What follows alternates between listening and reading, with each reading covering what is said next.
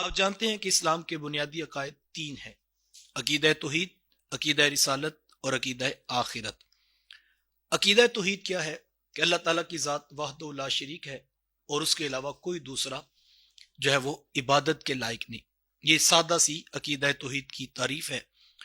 یہ بات ذہن نشی رہے کہ جو کفار مکہ تھے وہ اللہ کی ذات کا انکار نہیں کرتے تھے۔ ایسا نہیں تھا کہ وہ جانتے نہیں تھے رب کو، وہ یہ مانتے تھے اس بات کو کہ زمین و آسمان کا بنانے والا ایک خالق موجود ہے، لیکن پھر وہ مشرک کیوں کہلائے؟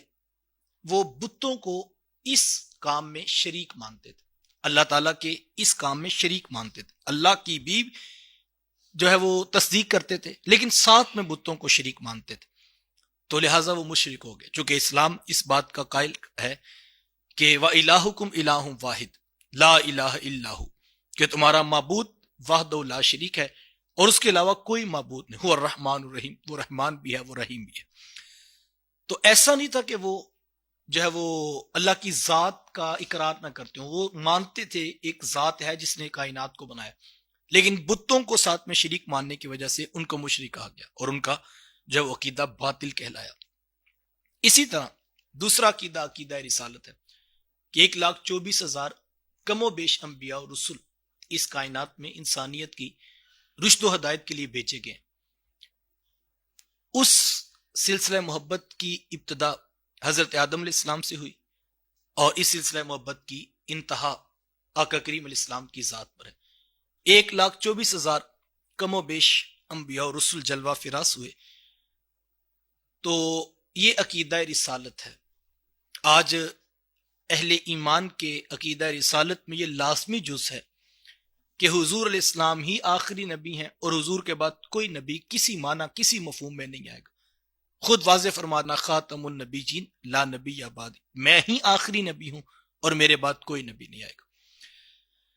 تو جو عقیدہ رسالت میں وہ انکار کرتے تھے وہ مطلقاً نبیوں کا انکار نہیں کرتے تھے، وہ یہ نہیں کہتے تھے کہ نبی اور پیغمبر ہوتے نہیں ہیں۔ جس طرح وہ اللہ کی ذات کو مانتے تھے اس حوالے سے کہ ایک ذات ہے جس نے زمین و آسمان کو بنایا، اسی طرح وہ مطلقاً نبیوں کا انکار نہیں کرتے تھے۔ ایسا نہیں تھا وہ کہتے کہ نبی پیغمبر ہوتے ہی نہیں، وہ مانتے تھے۔ قوم لوط، قوم عاد، قوم ہود، ان ساروں کی داستانیں بھی ان تک پہنچی ہوئی تھی اور وہ جانتے تھے کہ ایک موسیٰ علیہ السلام اللہ کے پیغمبر ہوئے ہیں، عیسیٰ علیہ السلام بھی اللہ کے پیغمبر۔ وہ مانتے تھے کہ نبی آتے ہیں، رسول آتے ہیں، انسانیت کی ہدایت کے لیے لوگ اللہ بھیجتا ہے اپنے خاص بندوں کو۔ تو پھر وہ انکار کیا کرتے تھے؟ وہ یہ کہتے تھے رسالت کی نسبت آقا کریم علیہ السلام کی طرف ہے، محبوب علیہ السلام کی طرف، اس کا وہ انکار کرتے تھے۔ وہ کہتے تھے ہم مانتے ہیں رسول آتے ہیں لیکن آپ کو ہم نہیں مانتے، اور اسی بات پر وہ اختلاف کرتے اور کہتے ہیں آپ کے پاس کیا دلیل ہے کہ آپ ہی نبی ہیں؟ تو اس پر اللہ کے پیغمبر علیہ السلام نے بہت سارے معجزات دکھائے، لیکن جن کے ماننے میں جو ہے وہ ازلی بدبختی لکھی تھی انہوں نے انکار کر دیا۔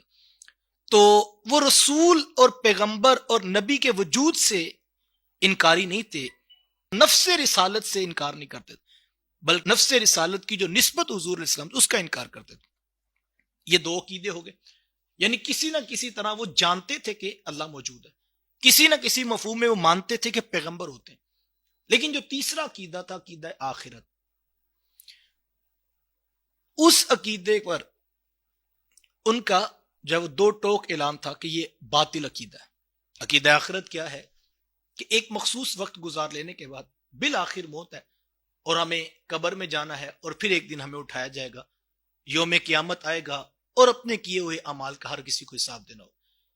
یہ جو تیسری بات تھی اس کا وہ ڈٹ کر انکار کرتے تھے، اس کو کسی معنی کسی مفہوم میں وہ مانتے ہی نہیں تھے۔ وہ کہتے تھے یہ کیسے ممکن ہے کہ ایک جسم جب مٹی میں گل سڑ جائے گا، ہڈیاں بھی نہیں رہیں گی، بوسیدہ ہو جائیں گی، پھر ان ہڈیوں کو دوبارہ کیسے زندہ کیا جائے گا اور پھر حساب کتاب ہوگا؟ یہ بات ہماری سمجھ میں نہیں آتی، اس کا ڈٹ کر وہ انکار کرتے تھے۔ آغاز میں ہم نے دیکھا کہ مکی صورتوں کے اندر یہ تین مضمون زیادہ تر آپ کو ملیں، عقیدہ توحید، عقیدہ رسالت اور عقیدہ آخرت، اور عقیدہ آخرت بھی کثرت کے ساتھ زیادہ۔ تو یہاں پر بھی جو ہے وہ سورت کا نام ہی القیامہ رکھا کہ جو آنے والا ایک زوردار جھٹکے کے بعد وقوع پذیر ہونے والا بڑا دن ہے، جو ایک دن 50,000 سال پر مشتمل ہوگا، اس دن کے نام پر یہ سورت کا نام رکھ دینا، یہ اس بات کی دلیل ہے کہ قرآن کی نگاہ میں اس قدر اہم مضمون ہے کہ جس کو پسے پشت نہیں کیا جا سکتا۔